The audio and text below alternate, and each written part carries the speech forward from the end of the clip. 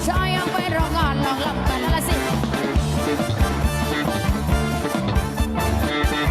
บางโพมาเสียตั้งนานทิ้งบ้านเธอเลยไม่โก้กลับมาเลยพี่ชายมาโก้โอ้แล้วโดน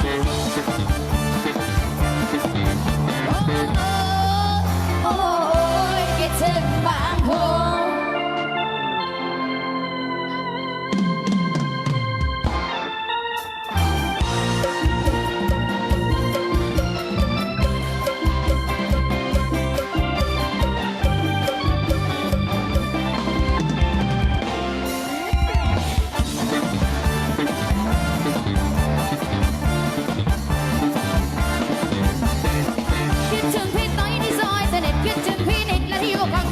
วันพี่ชายยังไม่รำงานลองลำกันละเสียงบางโพ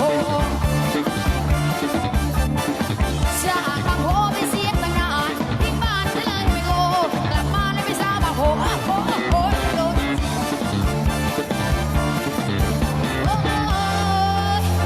โอ้ยคิดถึงบางโพบางบอลก็รักบางโพไอ้บางใสก็รักบางโพอยู่บางซื้อก็รักบางโพอยู่บางสั้นก็รักบางโพอยู่บางนางก็รักบางโพอยู่บางบอลก็รักบางโพอยู่บางหอก็รักบางโพอยู่บางพลีก็รักบางโพโอ้ยคิดถึงบางโพ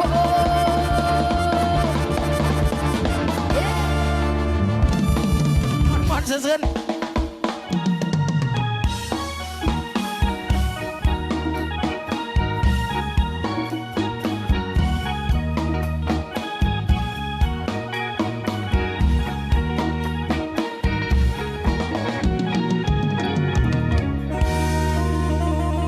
ลาไปอยู่ใส่ละแฟนอายละคนหักเจ้าแปรตายยังคิดหอดอยู่คือเก่าละได้แต่กอดความเอายามขาดเจ้าอยู่ไกลบอกใจไว้ว่าให้ทน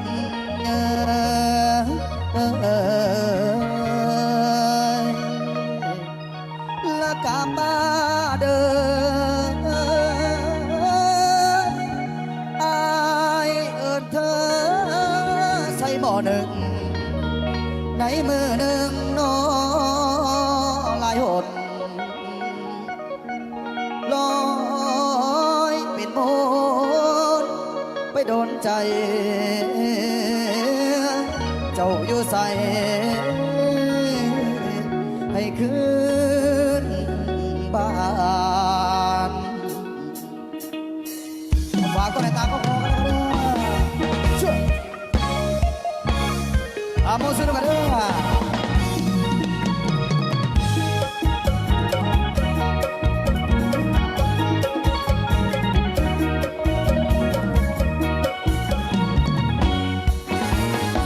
วันเดือนเดือนเป็นพศเธอทิ้งให้รอแล้วก็ไม่กลับมาไปลาปล่อยให้ตรงผมไปไม่กลับมาหรือไปกินปลาระเบิดคืนคอยนานยานใจตายโบราณเราหัวคอยอายเก็บระบอกไว้เดินหาทางมนเอิญยังขอเป็นที่พึ่งใส่หมดเพื่อรอปลาที่หากัน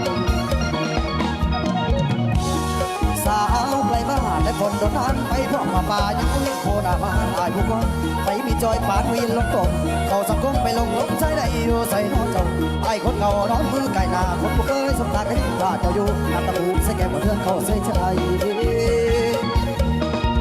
รักและห่วงใยอยู่ที่ใดน้องคนรักเราสืบถามดูข่าวคนใกล้ไกลก็ไร้แววเหลือเพียงที่เพิ่งคือหมอหนึ่งพอได้แนวสุดท้ายไอ้โดนวางแล้วที่จะได้เธอกลับคืนมาตั้งตาเราแค่ที่ปาก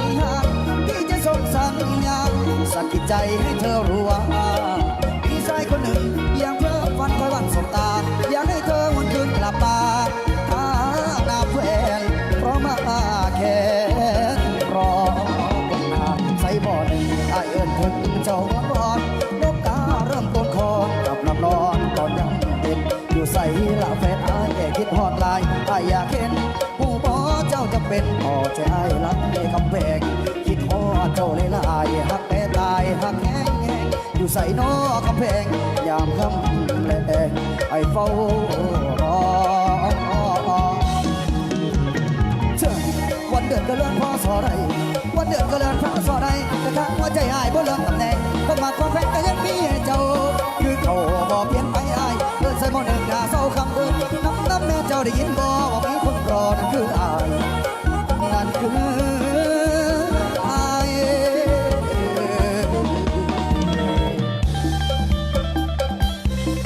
เอาฝากก็ในตาก็พอแล้วกันว่าเสากี่บาทสิกินแม่ต่อเสากี่รบสิปีกิน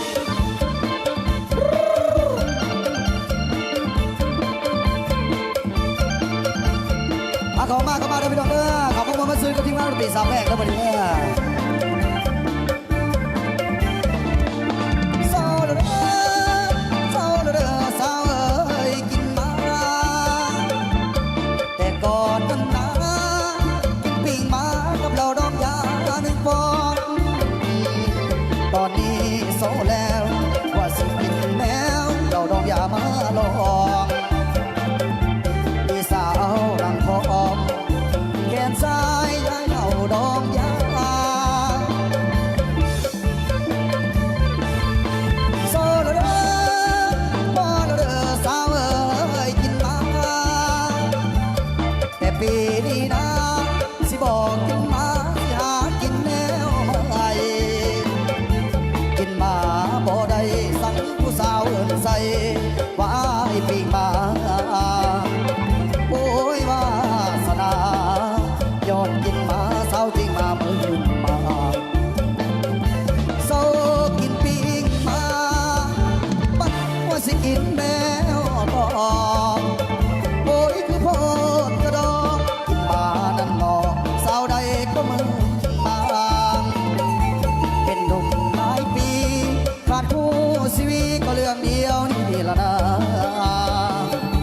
ย้อนเราดองยากับปิ้งมาเลยนอนกอดหมอนเป็นหมู่โซลเด้อพอลเด้อโซลเด้อกินมาสาวใดสิเมตตาไอ้หนุ่มปิ้งมายังนอนหนาวขาดคู่อยากมีคู่ใจผู้ใดเดสมาเป็นเนื้อคู่จะหักตัวสู้จะขออยู่คู่นางคู่เดียวสบายดีเด้อทีมงานทาโพเด้อ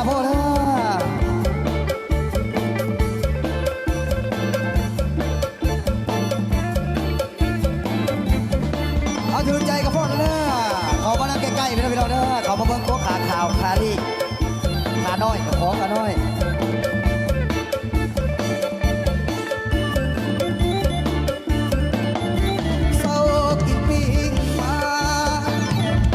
สิกินแมวต่อโอ้ยคือโพดกระดอกกินปลาดันต่อสาวใดก็มึงมาเป็นหนุ่มหลายปีขาดคู่ชีวิตก็เรื่องเดียวนี่ละนะย้อนเราดองยากับปิ้งปลาเลยนอนกอดหมอนเป็นหมู่โซลเด้อ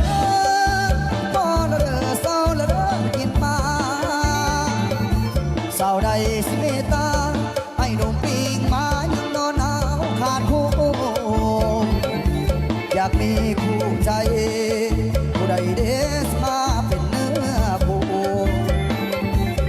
จะหักก็สู้จะขออยู่คู่นั้นคู่เดียวเอาเข้ามาเด้อพี่น้องเด้อมานี่สู้เขาเด้อวันนี้เด้อยิ้มใส่บุบ้านเด้อ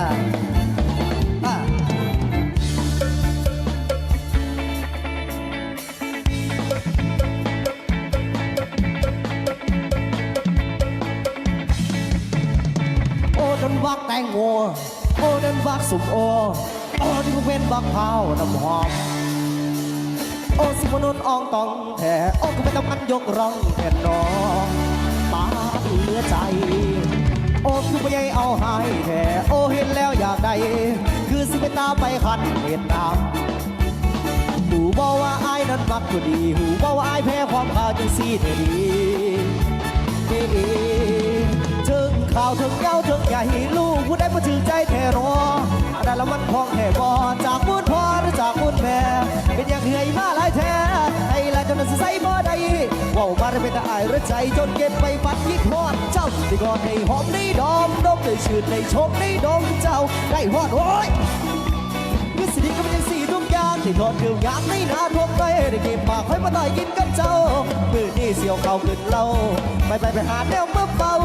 ทับแม่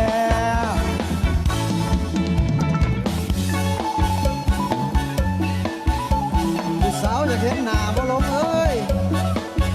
แก้เสื้อแป๊บนึง